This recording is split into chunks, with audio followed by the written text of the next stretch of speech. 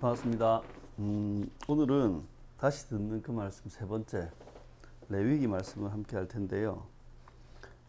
이 성경의 말씀을 여러분들 이제 계속 들으실 때 어떤 이렇게 생각을 가지고 하셔야 되냐면 두 가지를 놓치시면 안 돼요. 하나는 뭐냐면 하나님은 어떤 분이시고 무엇을 하시는가, 그걸 잘 잡으셔야 되고, 두 번째는 우리는 어떤 존재이고 어떻게 살아야 하는가, 이걸 놓치지 않으셔야지 성경을 여러분 제대로 볼 수 있어요. 레위기도 그 관점에서 보셔야 돼요. 자, 레위기 9절을 보면 총 7부분으로 나눌 수 있어요. 1에서 7장까지는 거룩한 제사, 두 번째 8에서 10장까지는 거룩한 제사장의 위임식과 직무, 세 번째 11장이 15장은 거룩한 백성의 정결, 그리고 16장 네 번째 거룩하게 하는 속죄일, 그리고 다섯 번째 17에서 20장 백성의 거룩한 생활, 21에서 22장 제사장의 거룩한 생활, 그리고 23에서 17장 하나님 나라의 거룩한 사회제도. 이 레위기에 흐르는 가장 중요한 핵심 키워드 단어는 거룩입니다. 자, 이걸 가지고 이제 한 부분씩 한번 살펴봅시다. 먼저 1에서 7장가 거룩한 제사, 예배에 대한 규례인데요. 내용은 번제는 제물 전체를 태워드리죠. 소, 양, 염소, 비둘기 이런 게 태워되고요. 그 다음에 소제는 곡식 제물을 불에 태워드리는 제사입니다. 가루, 그 다음에 무교병, 무교전병, 떡, 첫이삭 이런 겁니다. 그리고 화목제는요, 내장은 불에 태워서 드리고 나머지는 이웃과 나눠 먹는 거죠. 그래서 여기는 소, 양, 염소 이런 게 드려지게 되고요. 그리고 속죄제는 주님께서 명하신 것을 어겼을 때 그 회개의 과정으로 속죄를 위해 드리는 게 이 속죄제. 속건제는 이웃의 피해에 대해서 보상하며 하나님 앞에 속죄하는 이 속죄와 보상의 제사가 바로 이 속건제입니다. 그래서 이 속에 담겨 있는 메시지는 이스라엘이 하나님께 드리는 제사는 예배는 거룩해야 한다는 거예요. 어떻게 거룩하냐? 이 제사는, 하나님께 드리는 제사는 이방의 종교 행위를 따르면 안 된다는 거예요. 가나안이나 애굽이에요.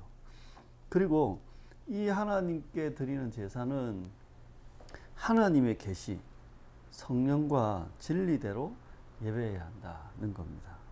그리고 이 하나님 나라의 제의는 언약에 대한 믿음의 고백입니다. 그러니까 은혜의 복음에 대한 믿음의 고백이 바로 이 제의고 예배인 거죠. 이 세상의 종교행위, 가나안과 애굽의 종교행위는 기득권의 체제 유지를 위한 수단이 되거나 통치를 위한, 지배를 위한 도구인 거죠. 혹 인간의 욕망을 실현하기 위한, 혹 현실을 도피하기 위한 수단이 바로 이 종교행위였습니다. 제가 보니 이 현대인의 종교행위는 섹스, 스포츠, 미디어 이런 것들로 옮겨온 것 같습니다. 우리가 하는 종교행위가 오히려 그런 게 아닌가 싶은 마음이 들어요. 자, 이것들을 적용해 보면 우리 좀 이 세상적인 스타일 말고 성경적인 스타일로 잘 살아야 한다는 거예요. 네, 특히 레위기를 보면서 어떻게 사는 게 정말 잘 사는 것인가, 그걸 한번 살피셔야 돼요. 세상적으로 잘 사는 것 보세요.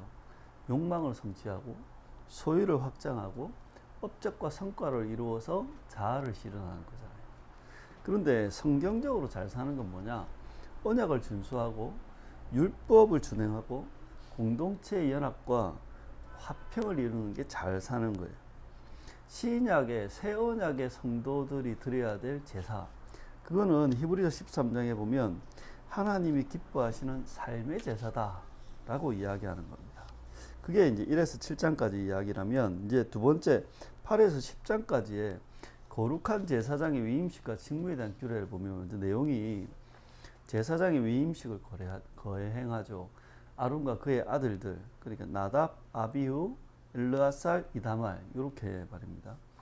그렇게 이 제사장 위임식을 거행하는 아론이 첫 제사를 드리고요.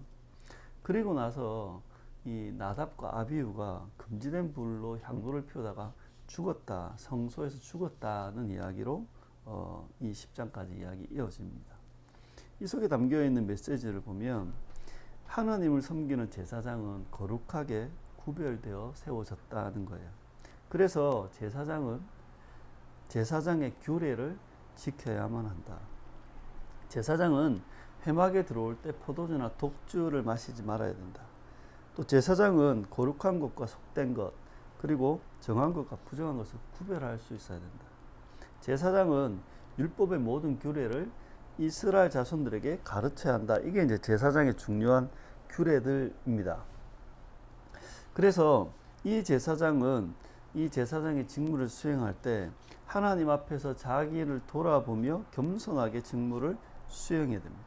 여러분, 아론과 그의 가족들이 아들들이 제사장과 대제사장이 됐어요.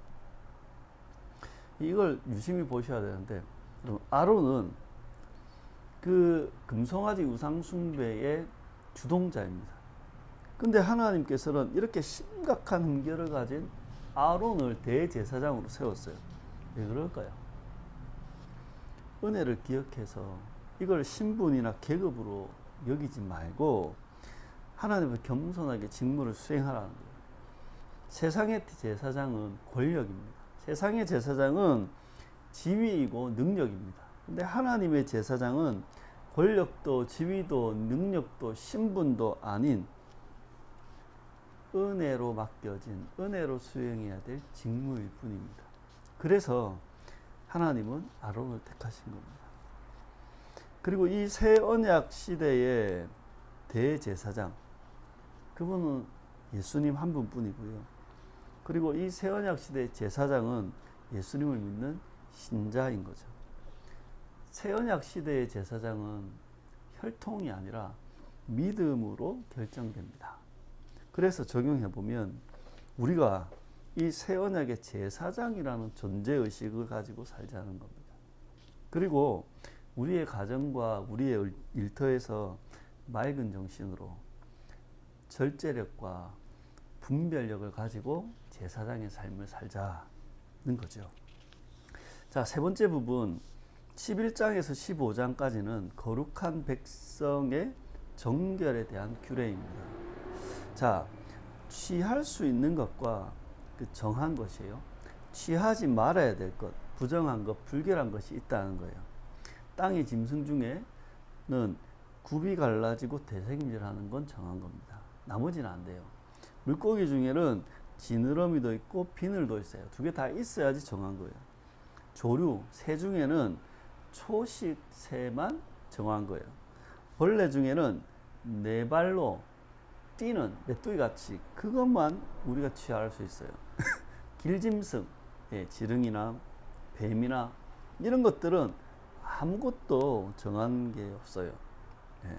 그래서 부정한 대상을 섭취하거나 먹거나 접촉하지 말라는 거예요.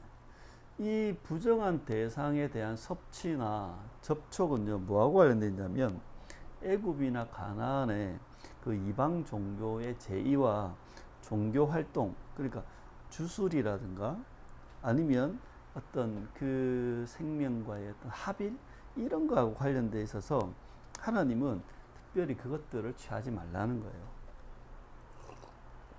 자, 그러면 이제 부정한 상태가 나오는데 이 부정한 상태는 뭐냐면 부정한 것을 섭취했거나 접촉한 자, 그리고 출산을 한 산모, 그리고 나병이나 유출병이 있는 자, 그리고 감염된 의류나 건물 등은 부정하다는 거예요. 그러니까 이 정리해 보면 온전하지 못한 상태, 일반적인 생활이 어려운 상태, 위험한 상태, 하나님과 이웃과 교제할 수 없는 상태, 분리되거나 보호되거나 격리되어야 될 상태, 이게 부정한 상태예요. 그리고 이 부정한 상태에서 벗어났을 때는 회복을 위해서 반드시 정결 예식이라는 걸 해야 되는데, 정결 예식은 공개적이고 공식적인 복원 절차예요. 이 정결 예식은 원래의 자리, 그러니까 일상의 자리, 언약의 자리로 돌아가기 위한 회복의 예식, 절차 예식인 겁니다. 예. 그래서 거룩하신 하나님의 백성, 이 신부는 하나님과 함께하기 위해 정결을 유지해야 한다는 겁니다. 부정한 상태의 대상을 이제 제외하면, 그러면 나머지는 이제 용납할 수 있고 교제해야 되는. 그러니까 사람 중에 부정한 상태가 있는 사람은 교제할 수 없어요. 그런데 이게 부정의 역설이잖아요. 그러면 부정하지 않는 사람은 용납하고 교제해야 되는 거예요. 그러니까 하나님 나라에서는 멀쩡함에도 불구하고, 하나님은 괜찮다함에도 불구하고 서로 증오나 분열이나 혐오나 차별해서는 안 되는 겁니다. 하나님이 정해놓은 그 규례 외에 배척하거나 무시하거나 거부하거나 외면하면 안 되는 거예요. 예. 이런 부정한 상태 이외에는 서로 어울려야 되고 사귀어야 되고 용납하고 적용해야 됩니다. 그래서 하나님 나라에서는 화평을 이루고 함께 공유하고 함께 공생하며 살아야 하는 겁니다. 그러니까 부정한 것이 뭔지를 알면 그걸 제외하면 나머지는요 얼마든 취할 수 있고 또 그들과 함께 교제하는 겁니다. 그리고 이 부정한 상태에서 회복으로 이어지는 정결 예식은 궁극적으로 그리스도의 희생과 속죄를 통한 회복을 선언합니다. 정결 예식은요, 과거의 어떤 옛사람의 삶을 청산하고 새로운 삶으로서의 회복을 의미하는데, 이 회복의 어떤 핵심은 뭐냐면 그리스도의 희생과 속죄입니다. 그리고 이 정결 예식과 속죄에서 우리가 정말 놓치지 말아야 될 건 뭐냐면 하나님의 회복의 방법, 정결의 방법인데요. 그건 회복을 위해서는 반드시 희생이 필요하다는 겁니다. 죄에서 회복을 이루는 하나님의 방법은 희생입니다. 그래서 그리스도께서 희생하시고 자기를 부인하는 희생이 있었던 거예요. 그러니까 하나님 나라에서 회복의 방법은 희생입니다. 희생이 없이는 회복이 없습니다. 그러니까 이 희생은 자발적인 사랑으로만 가능하고, 참된 믿음은 이제 그리스도의 희생에만 머물러 있는 것이 아니라 자신의 희생으로 이어지게 되는 겁니다. 세상은 자기가 희생하려 하지 않죠. 언제나 누군가를 희생해서 회복하려 하잖아요. 근데 기독교, 하나님의 나라는 내가 희생해야 회복되는 겁니다. 신약의 교회, 새언약에서는 특별한 경우를 제외하고는 음식에 대한 제한을 두지 않습니다. 이 특별한 경우는 이겁니다. 우상에게 바친 제물, 목매어 죽인 것, 그리고 피는 먹지 말라고 했습니다. 네. 그리고 이 신약의 교회에서는 오염이나 질병 감염의 이유로 단절했던 경우는 없습니다. 그 대신에 우상 숭배자나 이단이나 음행하는 자를 단호하게 배척하고 심지어 형제로 여기지 않았던 겁니다. 그러니까 우상 숭배와 음행을 금했던 겁니다. 그래서 이 말씀을 가지고 적용해 보면, 첫 번째는 잘 먹자는 거예요. 네, 잘 먹자. 모든 음식을 감사함으로 맛있게 즐겁게 먹자. 네. 그리고 잘 먹는다는 것은 건강을 해치지 않는 적절한 것을 먹는 거예요. 그뿐 아니라 과식이나 탐닉이나 아니면 과시하지 않고 적당히 먹는 것이고, 하나님의 영광과 샬롬을 위해서 먹는 겁니다. 우리 잘 먹어야 되는데 어떤 게 잘 먹는 거냐? 비싸고 좋은 게 먹는 게 아니라 맛있게 먹고 적절하게 먹고 적당하게 먹고, 그리고 하나님의 영광과 공동체의 샬롬을 위해서 먹으면 그게 잘 먹는 거다. 예.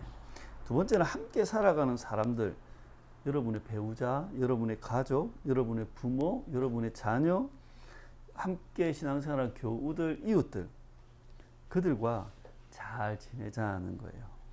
이상한 이유로 무시하거나 거부하거나 외면하지 말자는 거예요. 특히 한 집에 살아가는 여러분의 남편, 여러분의 아내, 여러분의 가족들을 그렇게 그림자 취급, 투명인간 취급하시지 말라는 거예요.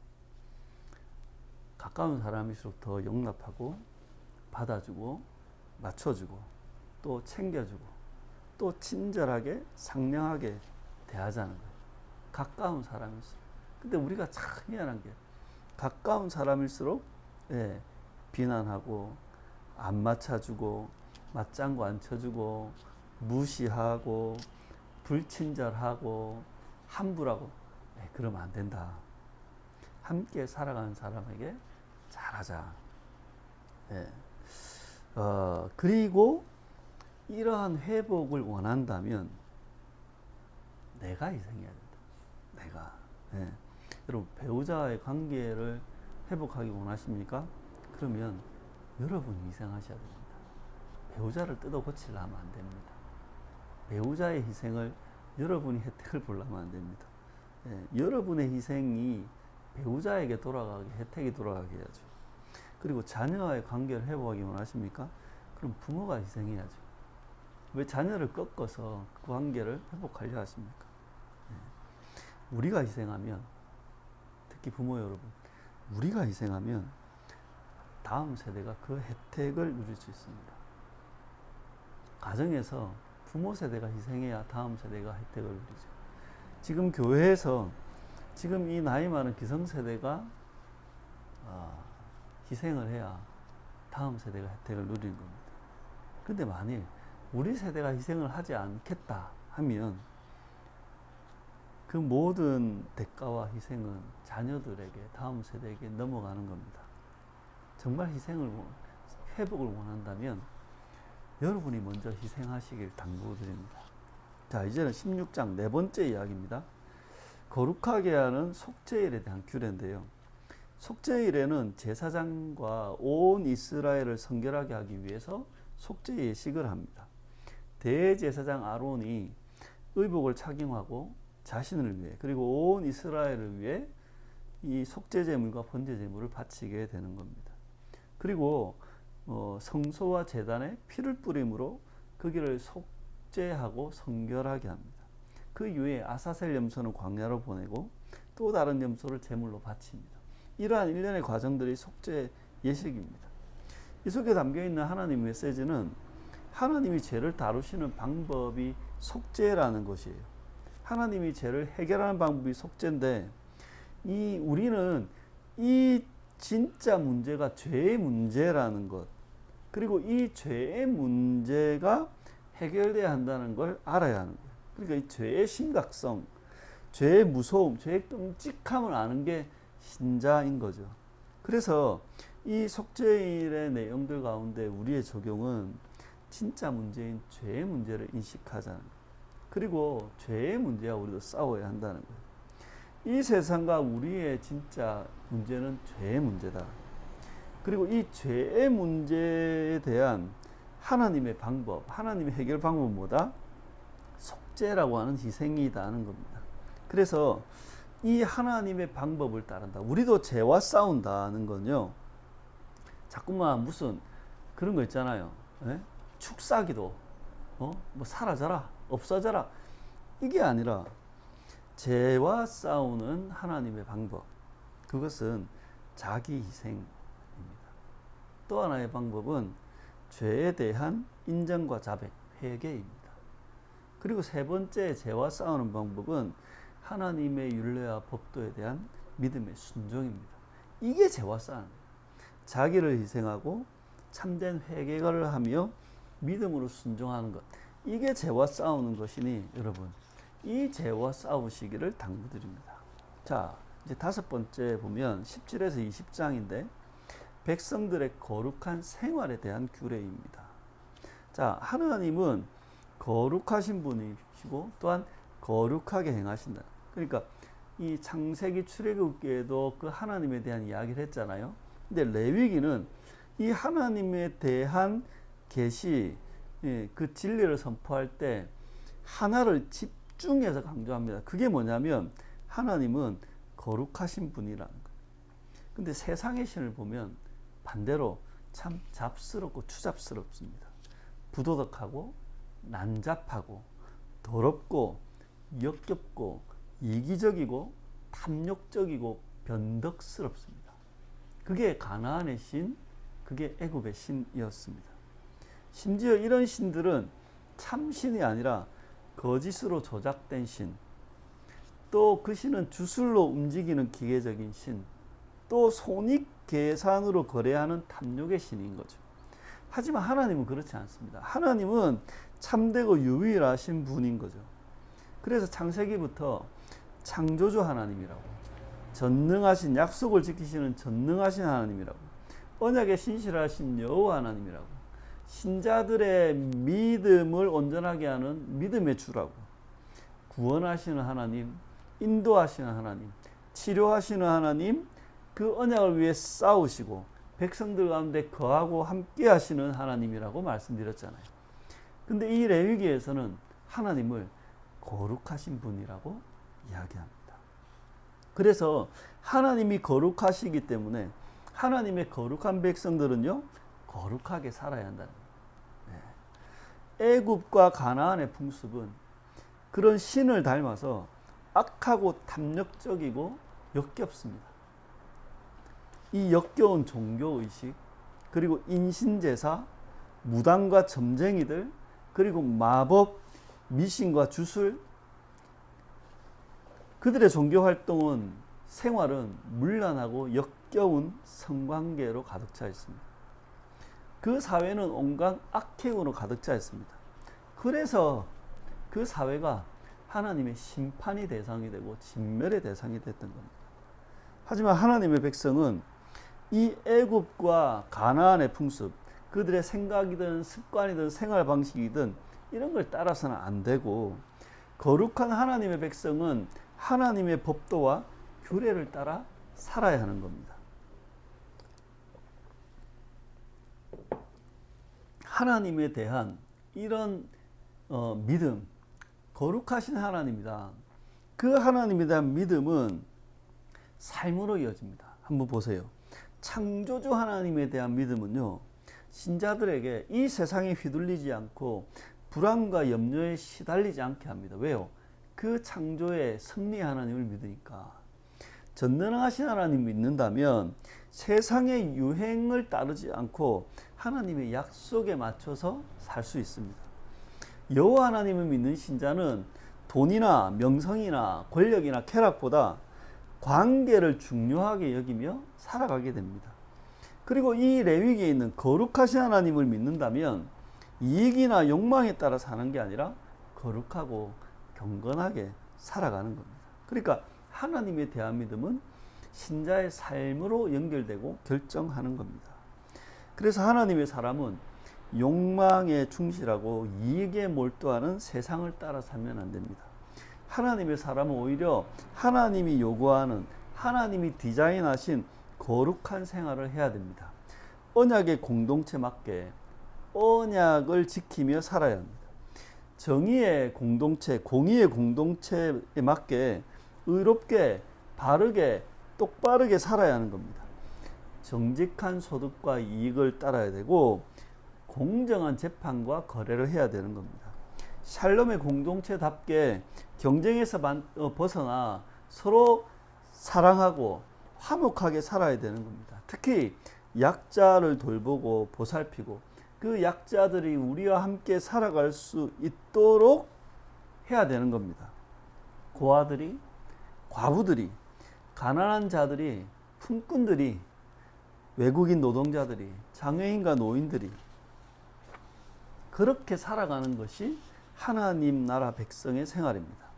그래서 이 하나님 나라 백성들은 하나님을 제대로 알고 믿어야 돼요. 여러분, 하나님에 대한 믿음은요, 여러분의 배우자와 가족과의 관계로 연결될 것입니다. 하나님에 대한 믿음은 여러분의 생각과 마음과 생활로 연결되고, 하나님에 대한 믿음은 여러분의 사회생활, 여러분의 경제활동으로 연결됩니다. 그래서 하나님을 제대로 알고 믿어야 하는 겁니다. 예. 그리고 이러한 하나님을 안다는 것, 그것은 우리가 거룩한 하나님의 사람이라는 존재의식을 가지고 살아야 한다는 겁니다.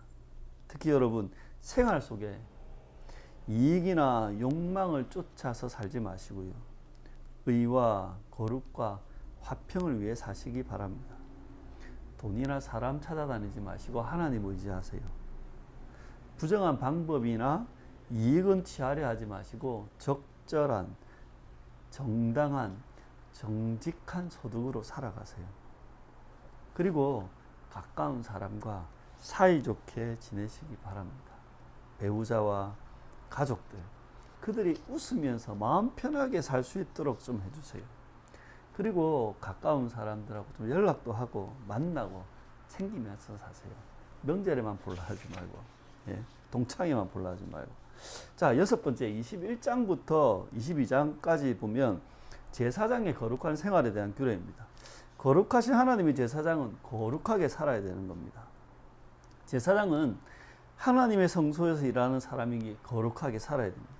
이 제사장은 성소에서의 활동뿐만 아니라 일상에서의 생활도 성결해야 됩니다. 대표되는 게 장례와 결혼인데, 이 장례 가운데서도 그들은 시체를 만져서는 안 되고, 또한 이교적인 방식으로 애도해서도 안 됩니다.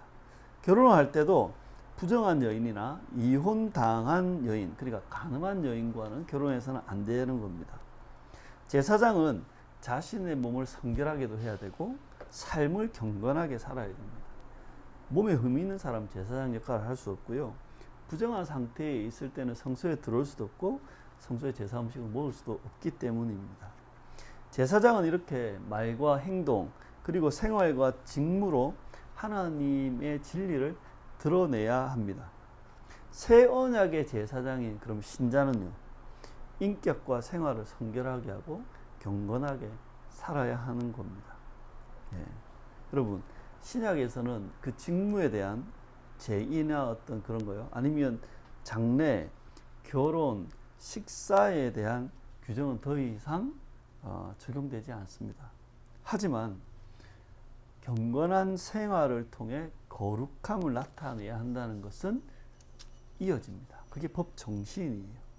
가정에서, 직장에서, 우리 교회에서, 사회에서 하나님의 거룩한 제사장으로 여러분 경건한 생활을 하셔야 됩니다. 왜냐하면 여러분이 새 언약 시대의 제사장인 신자이기 때문입니다. 그래서 적용을 하면 먼저 우리가 하나님의 거룩한 제사장이라는 존재의식을 가지고 살아야 돼요. 그리고 거룩한 제사장답게 깨끗하고 단정하게 살아야 되는 겁니다. 말에 있어서, 행동에 있어서 신중하고 단정하셔야 됩니다. 그리고 배우자와 자녀들이 여러분을 통해 행복하게, 또한 그들과 친밀함을 느낄 수 있도록 사셔야 합니다. 그게 여러분의 일입니다. 바깥에 나가서 일만 잘하면 되는 게 아니고 가정도 잘해야 돼요, 제사장은.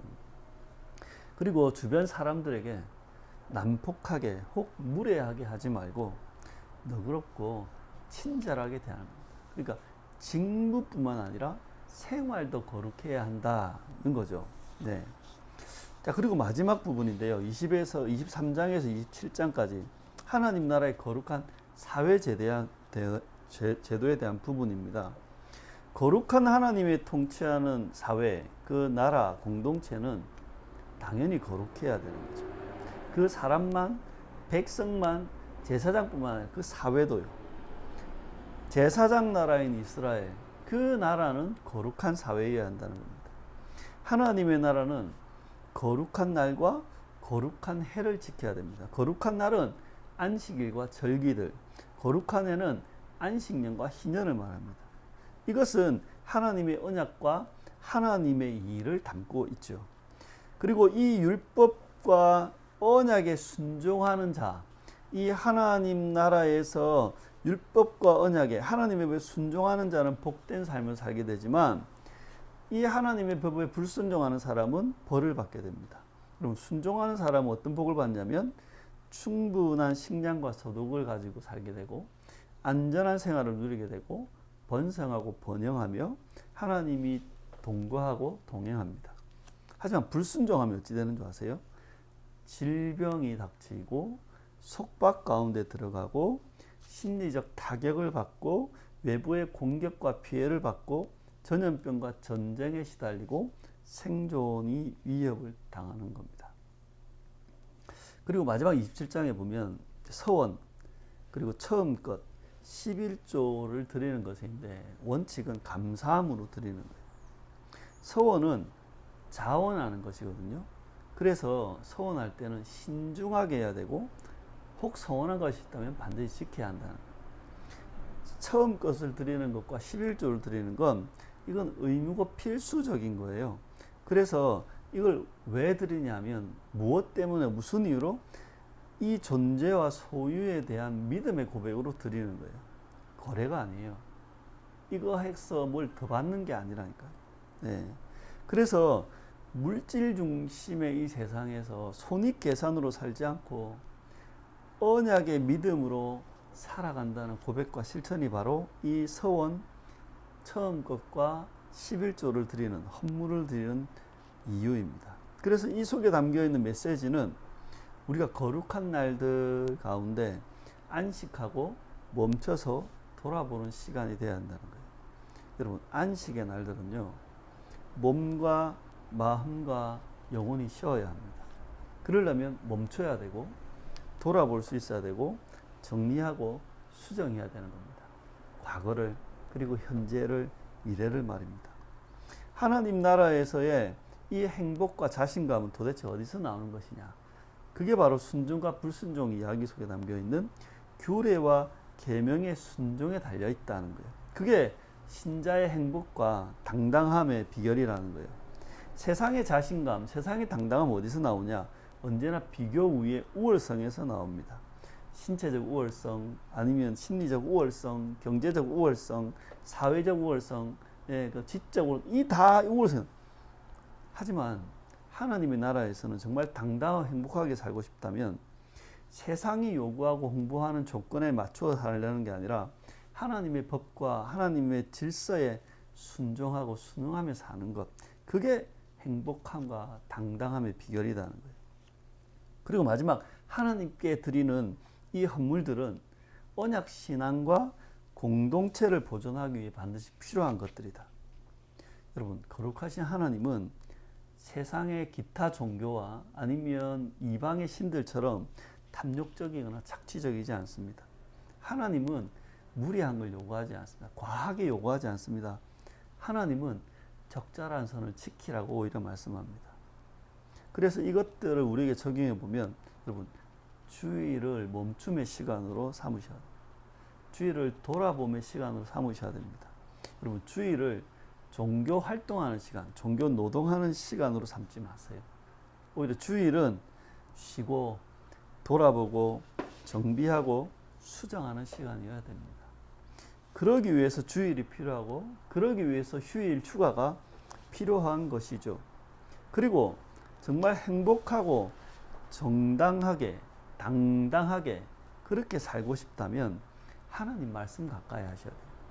말씀을 읽고 말씀을 듣고 말씀을 배우고 말씀을 묵상해서 이 말씀대로 사는 것이 신자의 행복의 비결이요 당당함의 비결이라는 겁니다. 그리고 이 신앙생활 여러분 죽기 살기로 하지 말고 적당히 하셔야 돼요. 적당히는 눈치 보고 그냥 막 대충 하라는 게 아니라 적당히의 뜻은요 어떤 조건이나 이치에 들어맞도록 어울리도록 알맞도록 하는 거예요. 여러분 모든 것을 쏟아붓지 마세요. 특히 교회 활동, 종교 활동이에요. 그렇다고 외면하거나 무시하거나 회피하지도 마세요. 해야 할 것이라면 반드시 하되 그 외의 것들은 자율적으로 선택하셔야 돼요. 그리고 과하게 하시면 안 돼요. 무리하시면 안 돼요. 적당히 하셔야 돼요. 자, 말씀을 맺습니다. 하나님은 어떤 분이신가, 그리고 무엇을 하시는가를 물어야 된다 했죠. 레위기에서는 이걸 강조합니다. 하나님은 거룩하신 하나님입니다. 그리고 거룩하게 행하시는 하나님입니다. 두 번째, 그럼 우리는 어떤 존재이고 우리는 어떻게 살아야 하나요? 특히 어떻게 살아야 하냐를 볼 때 출애굽기의 이야기를 가져보면 언약 의식으로 살아야 한다. 그게 우리가 잘 사는 거다. 두 번째는 하나님의 법대로 사는 것이 잘 사는 거다. 그게 율법이죠. 성막은요, 하나님과 함께 사는 것이 잘 사는 것이다. 그러니까 하나님의 언약 의식으로 하나님의 법대로 하나님과 함께 사는 잘 사는 거라면, 레위기는요, 예배하며 사는 것이 잘 사는 거다. 정결하게 하는 것이 잘 사는 거다. 거룩하게 사는 것이 잘 사는 것이다. 여러분, 이 말씀을 기억하셔서 이 하나님을 믿으시고 또한 이 하나님의 백성으로 거룩하게 잘 사시길, 예배하며 정결하게 거룩하게 잘 사시길 축원합니다.